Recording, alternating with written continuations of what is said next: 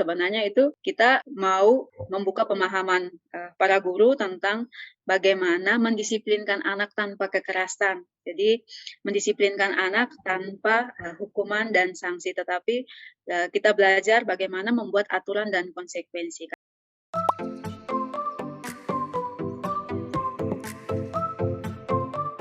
Selamat datang di Podcast Kejar Cita yang membahas tentang tokoh-tokoh inspiratif di dunia pendidikan. Kembali sama saya Ima, kali ini kita akan kedatangan tamu spesial dari Indonesia Timur. Siapa sih beliau? Nah, pasti penasaran kan? Kalau teman kece dan guru Cita belum pernah melihat podcast sebelumnya, silakan subscribe saja di YouTube Kejar Cita dan di sana tinggal dicari saja yang berjudul Podcast. Di sana banyak tokoh inspiratif yang mungkin bisa menginspirasi langkah-langkah pendidikan kamu dan bisa memberikan sebuah insight yang baru bahwa pendidikan itu tidak hanya di kelas saja. Ada banyak elemen-elemen lain di dunia pendidikan yang bisa kamu coba dan kamu terapkan. Nah, siapa sih tokoh kita pada kesempatan kali ini? Dari Indonesia Timur kita sapa Kakak Maria Teresia Asa atau yang biasa dipanggil Kak Esa. Beliau ini adalah seorang pemerhati anak yang ada di Kabupaten Belu dan bergabung di LPTA Mitra Child Fund Internasional di Indonesia.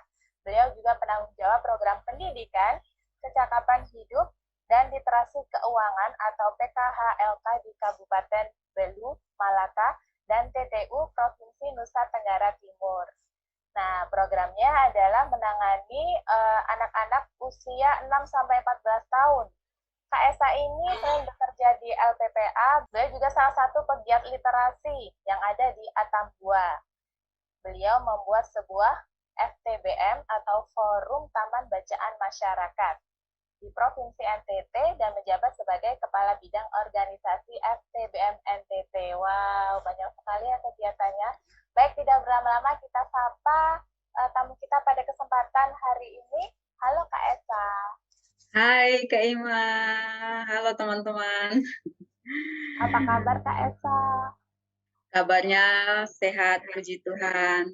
Kak Esa ini dengan beragam kegiatan seperti itu, apa sih yang mendasari Kak Esa awalnya ingin bergabung di Mitra Child sebagai Mitra Child Fund dan juga berkecimpung di masyarakat seperti itu ya? Awalnya dulu bagaimana? Pikiran pas sekolah bagaimana? Ataukah timbul setelah lulus begitu Kak? Awalnya saya kan sebagai lulusan sarjana sastra Inggris. Waktu itu ada lowongan jadi penerjemah kan di LPPA itu ada satu bidang, ada satu program itu sponsorship. Jadi ada komunikasi antara duta anak dan juga sponsornya. Jadi itu melalui surat menyurat. Nah, itu kan sebelum dikirim ke anak atau sebelum dikirim ke sponsornya itu harus diterjemahkan dulu. Misalnya dikirim ke sponsornya terus diterjemahkan dulu ke dalam bahasa Inggris, begitupun sebaliknya dari sponsor diterjemahkan dulu ke bahasa Indonesia. Awalnya itu jadi saya melamar sebagai salah satu dan puji Tuhan diterima itu sekitar tahun 2009. Tapi masih sebagai freelancer waktu itu. Hingga tahun 2016 saya memberanikan diri untuk melamar sebagai staf. Waktu itu masih sebagai staf MONEF, monitoring dan evaluasi. Kemudian di tahun 2017 setelah 8 bulan menjadi staf M&A, saya dipromosikan untuk penanggung jawab program LS2, Life Stage 2, tahapan hidup 2. Di situ menangani program pendidikan dasar, itu ada pendidikan kecakapan hidup dan literasi keuangan yang menyasar anak usia 6-14 tahun dan juga pengasuhan dari anak-anak usia 6-14 tahun. Tetapi dalam perjalanan 1 tahun kemudian karena memang beban kerja yang begitu berat, akhirnya kita berbagi peran, jadi pendidikan kecakapan hidup dan literasi keuangan atau yang kita kenal itu PKHLK, sedangkan untuk pengasuhan positif ditangani oleh teman-teman yang lain. Wah, Iya. Okay. Kembali ke belakang, kembali ke saat sekolah nih ya. Kenapa Kak Esa memilih jurusan bahasa Inggris nih? Sastra Inggris ya Kak ya? Ya awalnya termotivasi paling pertama itu ya karena, kalau ketemu bule bisa ngomong bahasa Inggris itu kan keren sekali ya kan, cita-cita kita Oh, dulu itu belum iya berpikir iya. bahwa mau bekerja seperti apa, Iya mau betul. jadi apa, tetapi lebih ke situ, ada satu, "Oh kok belajar bahasa Inggris." Kemudian yang berikut saya suka sastra, saya suka literasi, saya suka sastra. Kebetulan sastra Inggris ini kan tidak, bahasa Inggris, tetapi kita belajar tentang ini, literatur, tentang sastra, itu dalam, bahasa dia luas, sastranya luas. Kalau misalnya kan sastra Indonesia kita belajar mungkin kebanyakan di dalam, tapi kalau di sastra Inggris itu kita banyak sekali belajar dari luar. Iya. Misalnya salah satu tokoh sastra. Nah, itu kan keren. Oke, jadi suka bahasa Inggris mulai SMP, SMA, atau SD ya kak ya?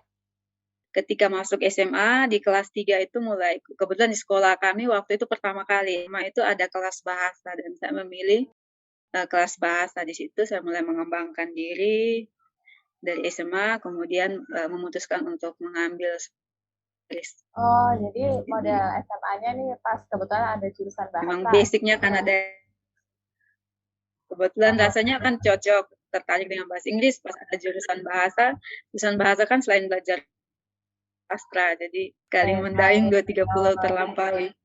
ya benar. Jadi selain belajar ngomong juga belajar sastranya ya.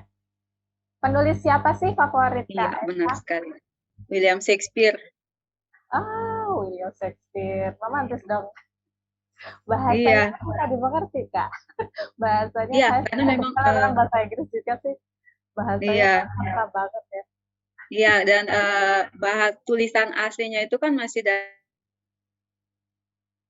Gimana kalau Kak? sekarang kalau dulu kan do, Oh iya, masih bahasa bahasa Inggris tulisannya kan klasik masih gitu. masih bahasa Inggris. Nah, memang itu menjadi tantangan besar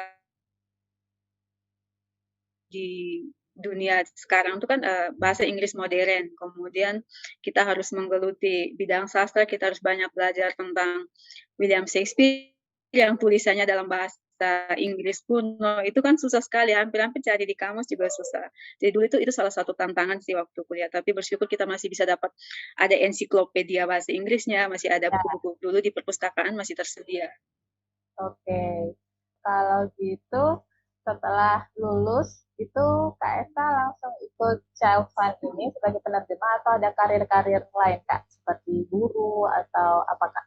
Kalau zaman kuliah, iya itu selain kuliah privat di tempat lesnya di situ ada privat bahasa Inggris gitu. Tapi kalau setelah wisuda memang waktu itu habis wisuda langsung ada kesempatan untuk berkarya di LPPA, jadi saya langsung lamar dan puji Tuhan diterima dan mulai bekerja. Tapi waktu itu masih sebagai freelancer. Jadi selain sebagai penerjemah, saya juga menyibukkan diri dengan kegiatan-kegiatan sosial yang ada untuk mengembangkan diri, membangun relasi dengan teman-teman yang lain, kemudian ikut beberapa kegiatan untuk menambah pengalaman. Baik. Sebenarnya mungkin teman-teman di rumah pengen tahu nih, Child Fund itu sebenarnya apa Kak? Apakah itu dari Indonesia Oke. atau dari mana atau bagaimana sih bisa bekerja sama dengan Indonesia begitu? Ini sebelumnya adalah CCF, Christian Children Fund, kemudian karena itu terlalu eksklusif, ya, Ya, jadi dalam perjalanan mau membantu secara global, makanya berganti dari CCF tadi menjadi Child Fund. Nah, Child Fund ini kan LSM internasional, yang berfokus ke anak-anak. Nah, dalam aturan pemerintah Indonesia, khususnya Kementerian Sosial, salah satu LSM Asia tanpa menggandeng LSM lokal yang ada. Makanya Child Fund Internasional memilih yang sudah bekerja sama dengan Child Fund, waktu itu masih CCF. Kurang lebih ada 15 mitra yang ada di Indonesia, salah satunya bekerja di 3 kabupaten. Kalau di NTT sendiri itu ada 4 mitra. Untuk wilayah Flores itu ada Yayasan Friend, itu untuk Kabupaten Ende, Kabupaten Sika, dan juga Kabupaten Flores Timur. Nah, kalau untuk di Kupang itu ada LPMM Kupang, itu bekerja untuk Kabupaten TTS, Kabupaten Kupang, dan Kota Kupang. Kemudian ada SID, itu di Pulau Sumba itu untuk Kabupaten Sumba Barat Daya dan Kabupaten Sumba Timur. Nah, untuk LPPA itu di Kabupaten Belu, Malaka, dan TTU. Sebenarnya Kejar Cita juga ada kerjasama dengan Jalpan, tapi di bagian pembelajaran digital, dan saya sendiri sih pernah Iya, terlibat di betul. mentoringnya sih. Jadi ada membantu Iya, adik-adik yang tidak mampu di beberapa lembaga yang ada iya, di Jawa Barat. Baik, berarti Child Fund itu misinya memang sosial ya Kak iya, ya? iya, benar sekali. Khususnya di bidang perlindungan anak, pemenuhan hak anak. Oke, kemudian kalau Kak Esa sendiri nih yang mendorong Kak Esa fokus di bidang sosial itu apa sih Kak? Apakah Kak Esa merasa nyaman atau Eh, mau punya self satisfaction sendiri atau karena punya pengalaman apa nih yang bisa membuat Kak Esa terus fokus hmm, di bidang sosial? Kan lama nih ya, hmm. sudah berapa tahun nih? Iya, sudah lama. Apa sih yang membuat Kak Esa fokus dan konsisten di bidang sosial? Iya. Mungkin karena kebiasaan sejak kecil itu memang kita diajar orang tua tuh selalu selalu bilang bahwa apapun misalnya kan kalau bekerja di bidang sosial kan tidak tidak semata-mata soal memberikan, materi atau apa, tetapi apa yang kita punya, apa yang kelebihan yang kita punya bisa kita manfaatkan atau kita bisa bermanfaat bagi orang lain di sekitar kita itu kan sesuatu yang luar biasa. Misalnya dalam soal rezeki saja, kalau dulu orang tua selalu bilang bahwa 25% yang kita punya itu adalah milik Tuhan. Nah, milik Tuhan ini kan tidak mungkin kita kasih ke Tuhan, tetapi kita memberinya kepada Tuhan melalui sesama kita. Nah, itu kan soal rezeki itu kan bukan saja soal uang, soal Iya, materi, tetapi kemampuan kita.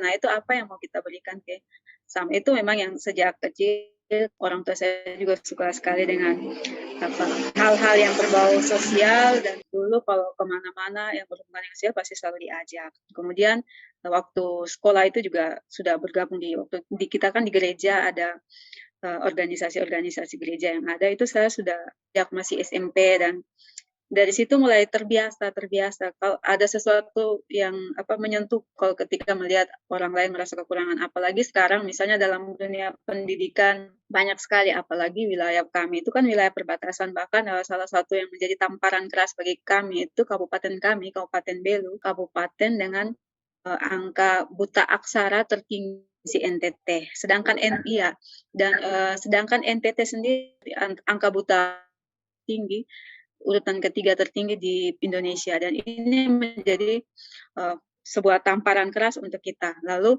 apa sih yang mau kita buat sebagai orang yang punya rasa peduli terhadap anak, kemudian rasa peduli terhadap pendidikan, apa yang mau kita buat?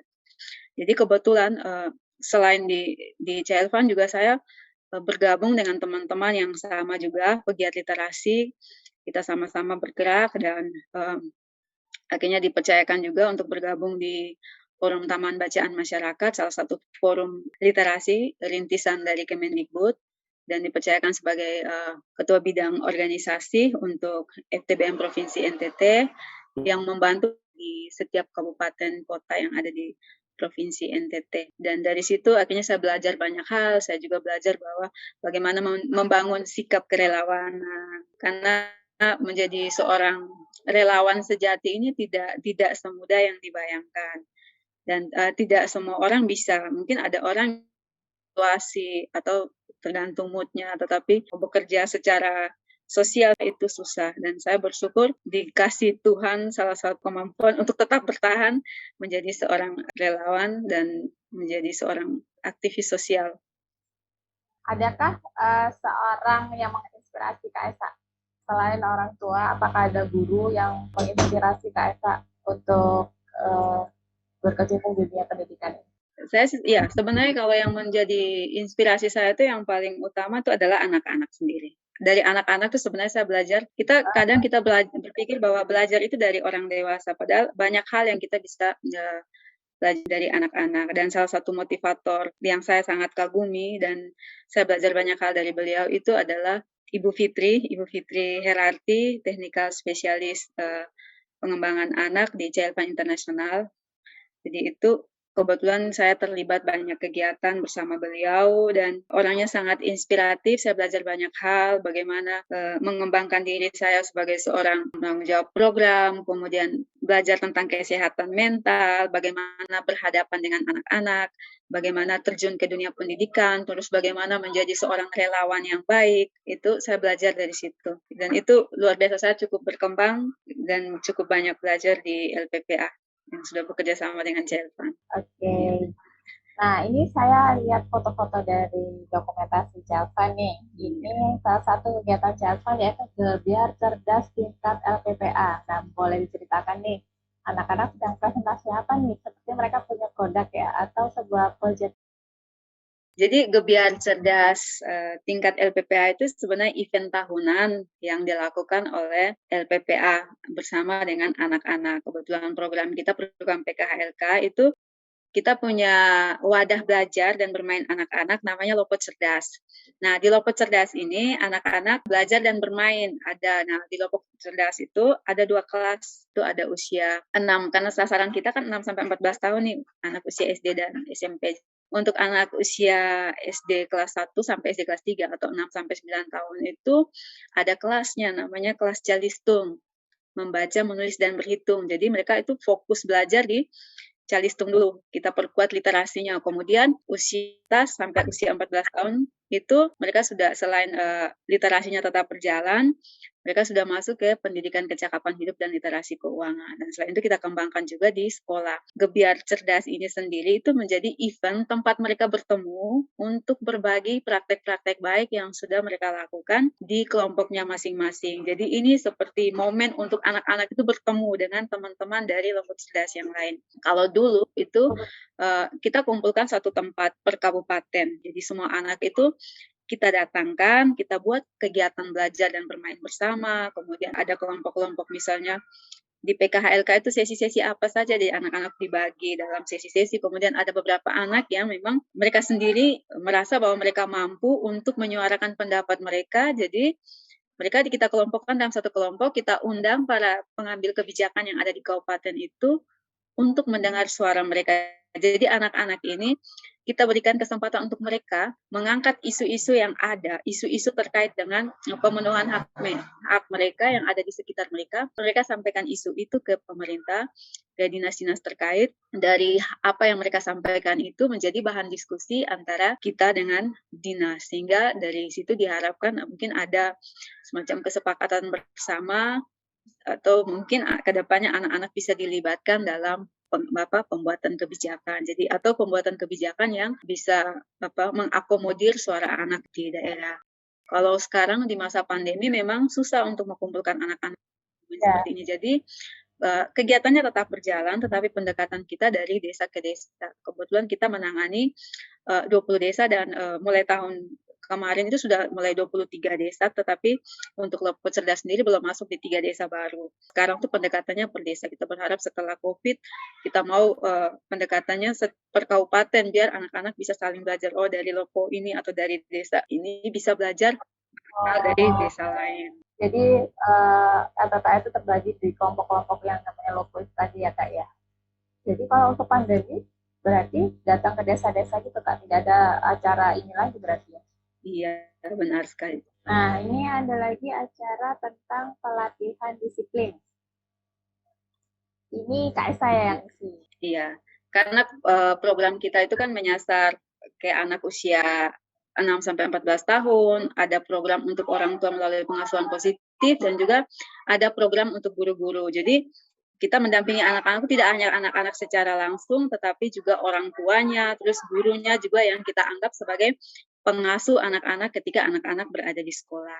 Nah, pelatihan positif disiplin sendiri itu yang ada di foto, itu kita dengan guru-guru. Jadi guru-guru perwakilan dari beberapa SD yang ada di Kabupaten Belu dan ada di Kabupaten Malaka, kita kumpulkan, kita sama-sama belajar positif disiplin dan pendidikan karakter, dan juga ada pendidikan kecakapan hidup dan literasi keuangan. Nah, untuk pelatihan positif disiplin dan pendidikan karakter itu sendiri sebenarnya itu kita mau membuka pemahaman para guru tentang bagaimana mendisiplinkan anak tanpa kekerasan. Jadi mendisiplinkan anak tanpa hukuman dan sanksi, tetapi kita belajar bagaimana membuat aturan dan konsekuensi. Karena kalau kita omong hukuman dan sanksi itu sudah mengarah ke kekerasan. Sedangkan kalau kita mau mendisiplinkan anak, ya kita melibatkan anak, membuat peraturan bersama, jadi guru dan anak membuat peraturan bersama, kemudian ada konsekuensi ketika anak itu melanggar peraturan tersebut. Sehingga dia bisa belajar bahwa segala sesuatu yang kita lakukan itu ada konsekuensinya. Baik itu konsekuensinya positif atau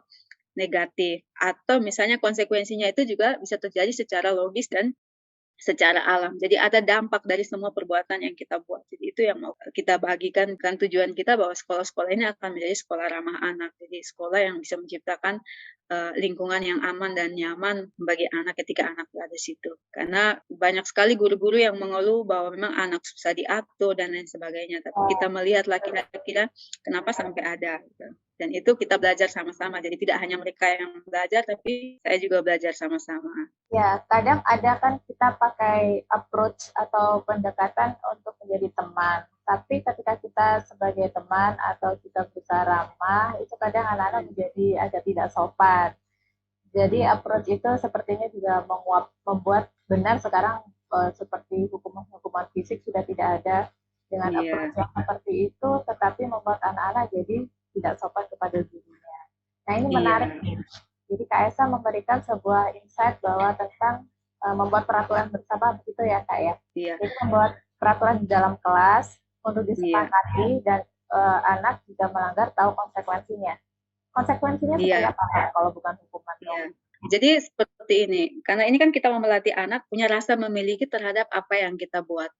Yang kita tanyakan ke mereka bahwa selama ini peraturan kelas itu dibuat melibatkan anak atau tidak. Kadang kita buat sesuatu tidak melibatkan anak, jadi anak merasa bahwa aturan itu ya tidak cocok atau memang mereka yang buat seenak-enaknya saja mereka buat. Tapi ketika kita melibatkan anak, anak akan punya rasa memiliki bahwa ya ini kan kami sama-sama buat. Yang kita latih ke mereka itu kita membuat pohon aturan. Jadi misalnya pohon aturan itu kita buat. Jadi apa yang mau kita taati selama kita berada di kelas. Jadi itu minta mereka tulis. Jadi kita minta anak-anak untuk menulis aturan yang ingin ditaati dengan kata positif. Misalnya buang sampah pada tempatnya, datang tepat waktu, gitu. Rapikan meja sebelum kembali. Jadi itu dibuat. Nah, nanti kita minta mereka untuk misalnya bagi tugas ke anak-anak, tugas kamu minggu depan evaluasi ini. Nanti pohon kita ini berbuah atau tidak. Dari pohon kita itu kan di situ daun-daunnya itu berisi aturan-aturan kelas nih yang dibuat bersama. Nah, berhasil atau tidak, berbuah atau tidak. Berbuahnya itu misalnya kita punya 10 aturan. Atau bolehlah terserah pohon bunga ada misalnya daunnya ya okelah daunnya biasa terserah tergantung kreativitas guru masing-masing. Ada daunnya kemudian ada bunga itu mungkin adalah aturan yang kita sepakati bersama yang dibuat bersama. Kemudian dievaluasi terserah mau evaluasi per bulan kah atau per 3 bulan dievaluasi dari 10 bunga ini berapa banyak bunga yang menjadi buah. Nah, buah itu yang dihitung menjadi hasil. Jadi, ternyata dari 10 buah, dari pohon tadi, ternyata 10 bunga itu cuma 3 yang berbuah. Berarti dari 10 aturan kelas yang ada itu cuma 3 yang berhasil. Nah, kenapa tidak berhasil? Itu digali. Kemudian contoh kecil. Misalnya kalau dia buang sampah tidak pada tempatnya, ya konsekuensinya habis ini kamu semua sampah yang ada di kelas itu kamu harus buang ke tempat sampah yang lain, di tempat pembuangan umum misalnya sekolah itu. Jadi ada didikannya, jadi tanpa hukuman. Kemudian guru harus menjadi contoh. Misalnya ya kita buat aturan bersama, jadi aturan ini bukan untuk anak-anak saja, tapi aturan kelas itu juga menjadi untuk guru juga. Jadi kalau datang tepat waktu ya guru juga harus datang tepat waktu. Kalau percuma kan kalau kita buat aturan kelas tapi kita sendiri datang tidak tepat waktu atau kita sendiri buang sampah depan anak-anak. Karena anak-anak itu kan lebih senang mempraktekkan apa yang kita buat daripada melakukan berdasarkan apa yang kita ucapkan. Gitu. Tetap ya, orang dewasa harus tetap menjadi seorang suri teladan ya, tetap harus menjadi. Iya, benar sekali Kak. Oke, ini ada lagi satu gambar nih, ada kegiatan outdoor nih. Ada cara apa ini Kak? Oh iya, kalau yang Itu kegiatan kita dukungan psikososial untuk anak-anak yang ada di Kabupaten Malaka, anak-anak korban, badai Seroja kemarin. Jadi kebetulan anak-anak ini, sudah BDR, kemudian tiba-tiba datang badai, banjir yang akhirnya sampai, di atas jendela itu cukup tinggi sehingga semuanya hancur, anak-anak akhirnya, ada rasa khawatir bencana itu datang lagi, kemudian rasa kekhawatiran mereka, kemudian hak-hak mereka yang khususnya hak tumbuh kembang, khususnya lagi hak untuk mendapatkan pendidikan itu tidak terpenuhi. Nah, kita sebagai orang yang juga adalah pemerhati anak bersama dengan CLV, kita terpanggil untuk memberikan dukungan ke mereka dan kita pergi ke Malaka, kita lakukan kegiatan bersama anak-anak. Jadi kita bermain dan belajar bersama anak-anak. Tidak terlalu susah materinya, kita lebih banyak mengajak mereka belajar melalui permainan sehingga mereka merasa kekhawatiran mereka terhadap bencana itu tidak ada. Tapi kita bukan trauma healing. Trauma healing itu kan dampaknya tidak hilang lebih dari 3 bulan, ya. Sedangkan ini kan dukungan psikososial saja karena masih ada rasa takut, kekhawatiran mereka. Jadi kita mendampingi mereka untuk bangkit lah. Kegiatannya apa itu Kak? Apa belajar, apa bersenang-senang, atau Kegiatannya belajar sambil bermain. Nah, kebetulan kita turunkan tim. Kita turun satu tim, jadi tim itu langsung masing-masing dengan programnya. Kebetulan kami di LPPA sendiri itu kita punya beberapa program, beberapa tahapan usia untuk program beberapa tahapan usia, misalnya LS1, Life Stage 1 atau tahapan hidup 1 itu khusus untuk anak-anak 0 sampai 5 tahun, kemudian PKHLK untuk 6 sampai 14 tahun, kemudian forum orang muda untuk usia 15 sampai 24 tahun dan ada program child protection. Jadi kita turun semua dan kita berbagi. Jadi yang berurusan dengan anak-anak 0 sampai 5 tahun itu lebih ke stimulasi tumbuh kembang anak.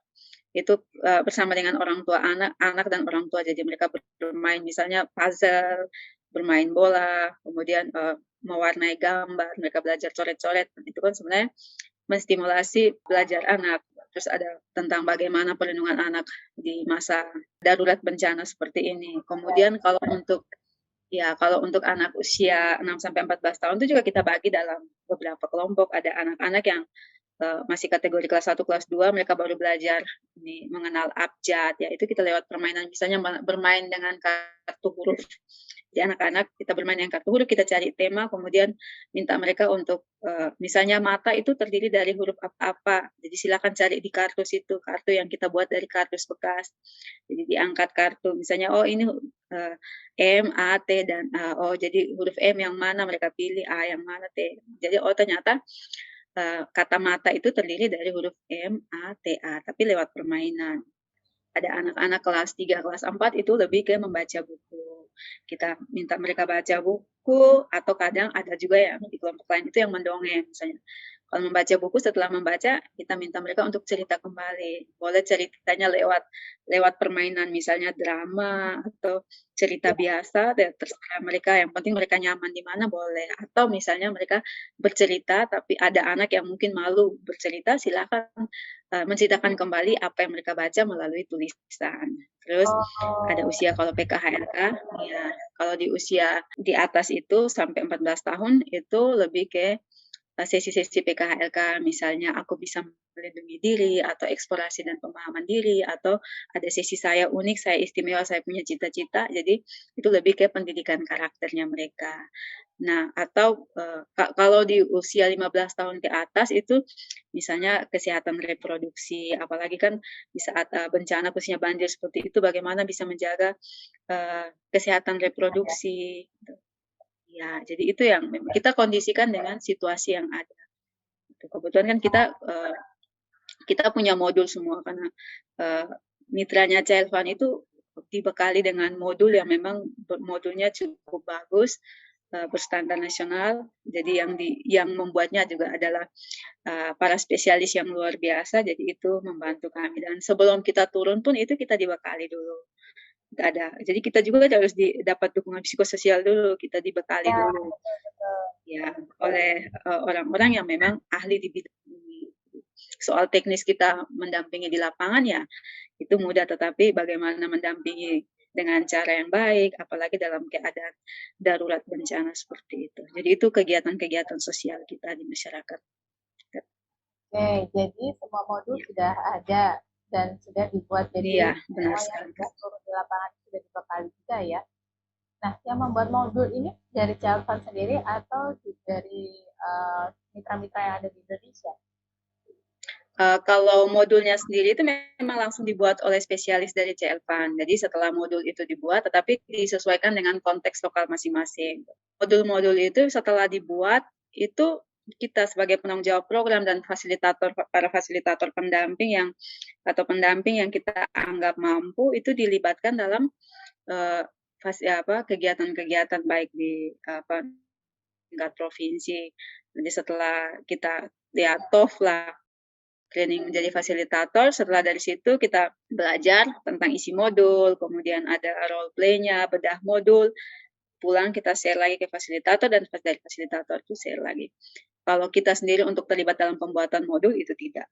Sedangkan kita juga tidak punya keahlian di bidang itu, jadi orang-orang yang tapi setelah buat modul ya kita juga dikapasitasi untuk menggunakan modul. Jadi modul itu sebelum kita pakai memang kita dikapasitasi dulu sehingga kita tidak salah gunakan modul itu. Jadi tujuannya bisa tersampaikan sesuai dengan apa yang diharapkan dari si pembuat modul ini. Jadi saya terbuka ya bahwa pendidikan juga bisa didapatkan tidak hanya dari sekolah saja ya Kak. Ternyata ada lembaga Iya, benar sekali. seperti ini justru memberikan ilmu baru dan pengalaman baru selain dari textbook atau dari kelas begitu ya. Nah, menurut Kak Esa sendiri, iya benar sekali Kak. Apa yang bisa disampaikan ke pendidik-pendidik di luar sana supaya kita itu mempunyai pendidikan yang ramah anak dan juga di samping ramah anak kita juga bisa memajukan pendidikan itu secara merata Kak untuk anak-anak dimanapun. Apa nih pesannya? Oke, untuk teman-teman yang punya profesi guru atau pendidik baik di kelompok komunitas-komunitas berbasis masyarakat atau di sekolah-sekolah formal, yang pertama kita harus membuka diri untuk belajar dari anak-anak. Walaupun kita adalah pendidik, kita harus belajar dari anak-anak. Kemudian ketika kita berhubungan dengan anak-anak, berarti kita harus pintar-pintar untuk mengatur kegiatan itu supaya menarik. Jadi kegiatannya adalah kegiatan yang aktif, disesuaikan dengan tema.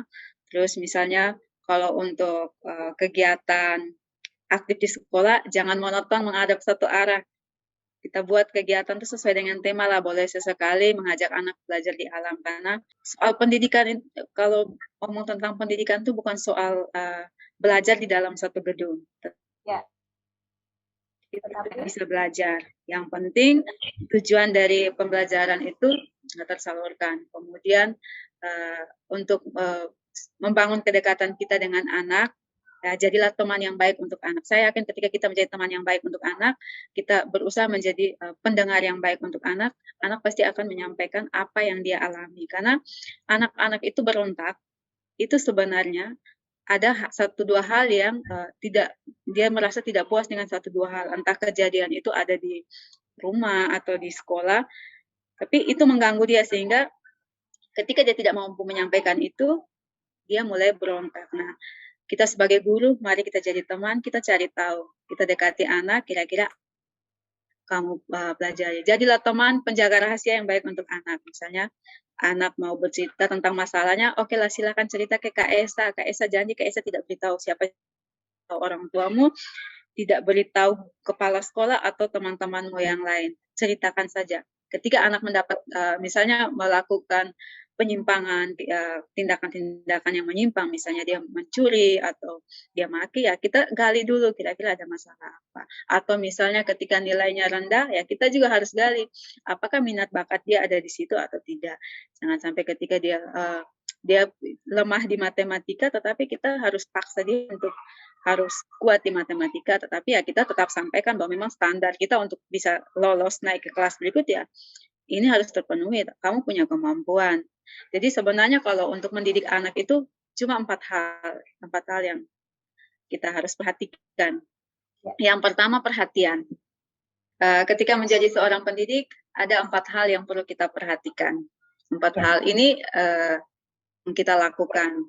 4 hal yang perlu diperhatikan. Yang pertama, kasih perhatian ke anak-anak. Apapun yang terjadi dengan dirimu, kami yakin, kami percaya, saya yakin, saya percaya ada hal positif yang ada di dalam dirimu. Dirimu terserah orang mau bilang apa yang kamu lakukan itu, kamu adalah anak yang tidak berprestasi, kamu tidak layak, tetapi bagi saya kamu anak yang luar biasa. Kamu belum bisa karena kamu tidak belajar, tetapi sebenarnya saya yakin kamu punya kemampuan. Kalau kamu belajar pasti bisa. Jadi ada perhatian untuk mereka bahwa apapun yang terjadi dengan diri saya sebagai seorang pendamping, saya sebagai seorang guru selalu ada untuk mendukung. Kalau kamu punya masalah silakan datang ke saya pasti akan mendukung.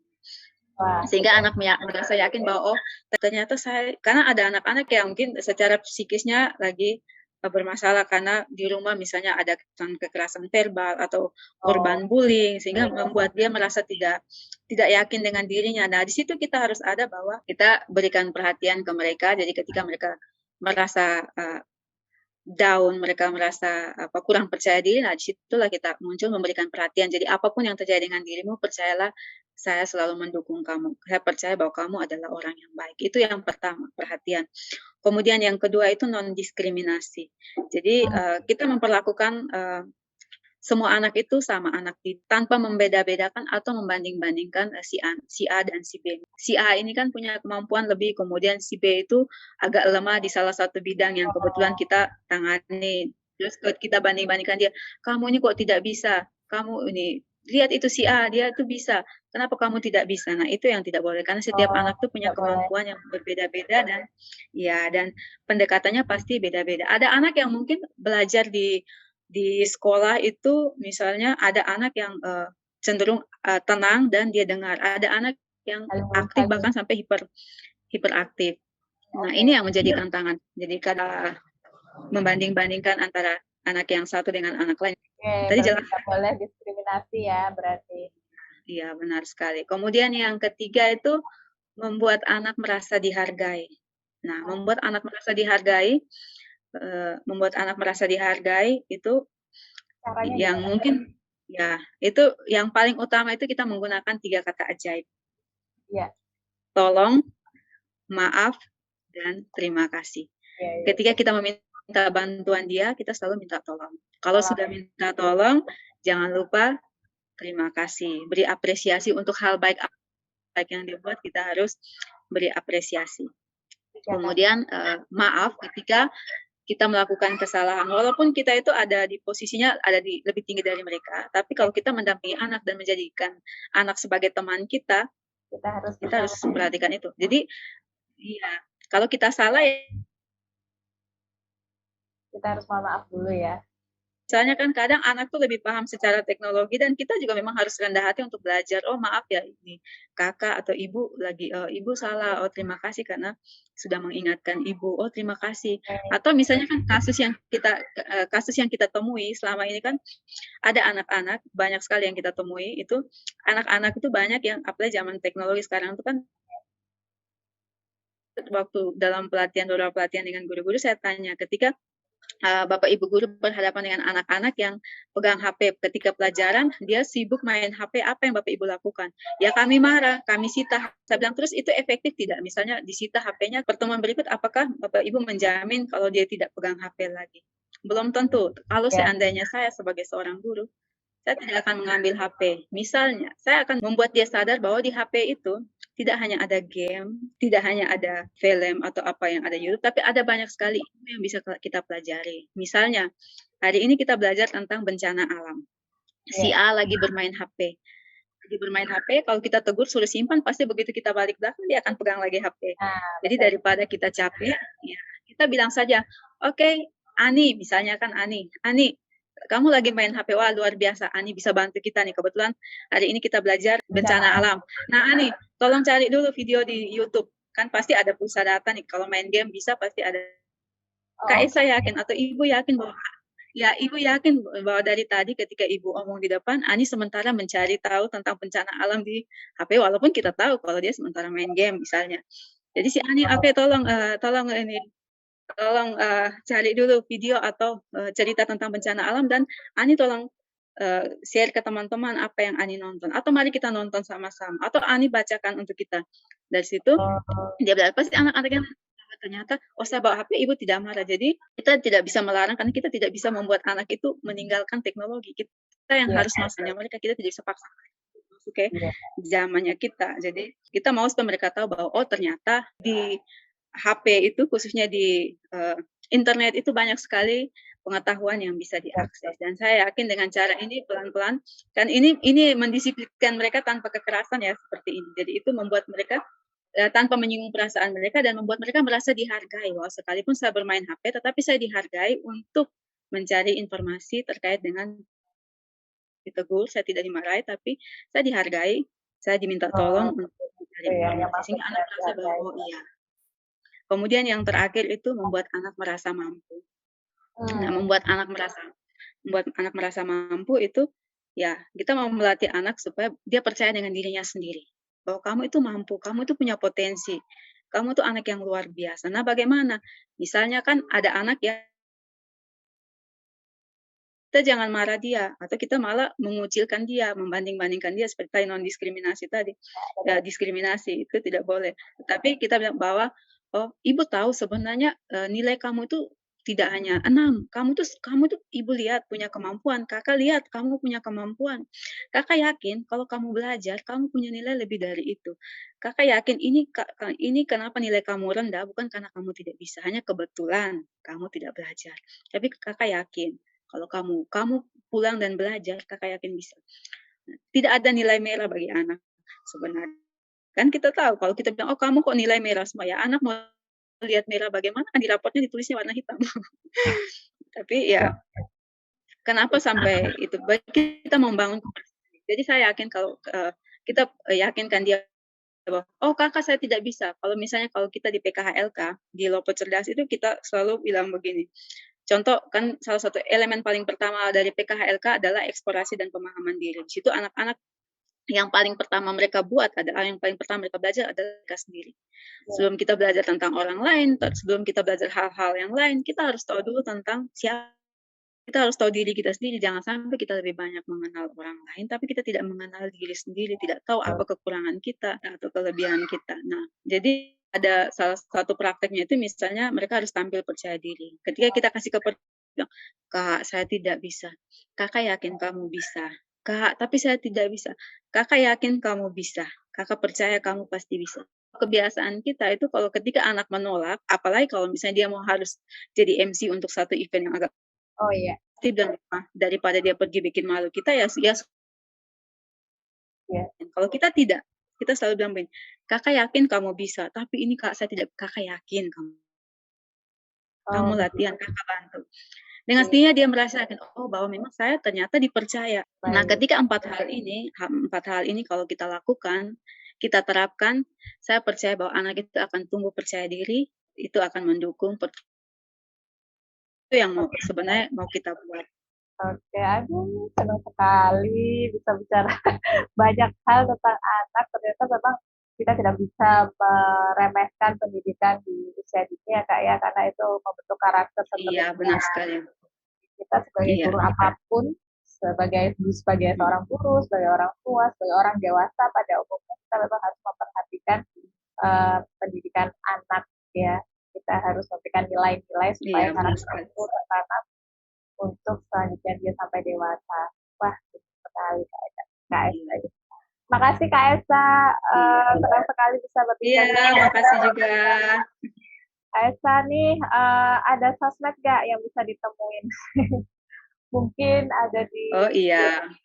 Silakan disebutkan, mungkin ada guru kita dan juga teman Esa yang ingin bertemu dengan Kak Esa di sosmed. Kalau untuk bisa lihat apa yang sudah kami lakukan, saya punya Instagram dan juga Facebook, tapi saya lebih aktif di Facebook dibandingkan Instagram. Kalau di Facebook itu namanya Esa Asa. Kalau di kalau di Instagram itu ya Esa atau M. Teresia juga bisa Ada. ditemukan. Tapi saya lebih aktif di Facebook ya. Kaisa Asa. Nah, iya, benar sekali. Dan Guru Cita kalau ingin mengetahui kegiatan-kegiatan KSA semuanya di sana, mudah-mudahan menginspirasi kita semua bersinergi, baik itu pendidikan formal dan non formal, baik itu pendidikan sosial dan juga pendidikan karakter, semuanya bisa terbangun dengan baik ya KSA, harapannya seperti itu ya. Iya, siap. Amin. Baik, terima kasih KSA. Mudah-mudahan segala yang dilakukan KSA dapat memberikan jejak yang baik buat anak-anak dan juga buat keluarga, buat Indonesia pada umumnya. Kita membutuhkan KSA yang lain nih untuk memperhatikan hak anak dan mudah-mudahan segalanya berjalan lancar. Baik, terima kasih KSA. Sampai ketemu lagi di kesempatan-kesempatan yang lebih indah dan lebih bagus lagi. Iya, makasih juga. Makasih juga Kak Ima dari tim Kejar Cita. Iya, terima kasih. Bye. Iya. Oke, baik Pak Ece dan juga Guru Cita. Sekian untuk sesi podcast hari ini. Jangan lupa untuk subscribe YouTube Kejar Cita dan juga like serta komen. Jangan lupa nyalakan juga notifikasinya untuk update-update dari YouTube Kejar Cita. Ada podcast seperti ini, ada juga video-video pembelajaran yang bisa digunakan untuk pendidikan di sekolah ataupun juga pembelajaran daring yang dilakukan oleh Guru Cita. Jangan lupa juga mengikuti sosmed Kejar Cita, ada di Facebook, forum Facebook Guru Cita, di Instagram namanya kejarcita.id dan juga ada Telegram namanya Guru Cita. Di sana ada juga saling-saling diskusi dan juga event-event lainnya yang bisa diikuti oleh para guru. Terima kasih, saya Ima, pamit undur dan sampai ketemu di podcast berikutnya.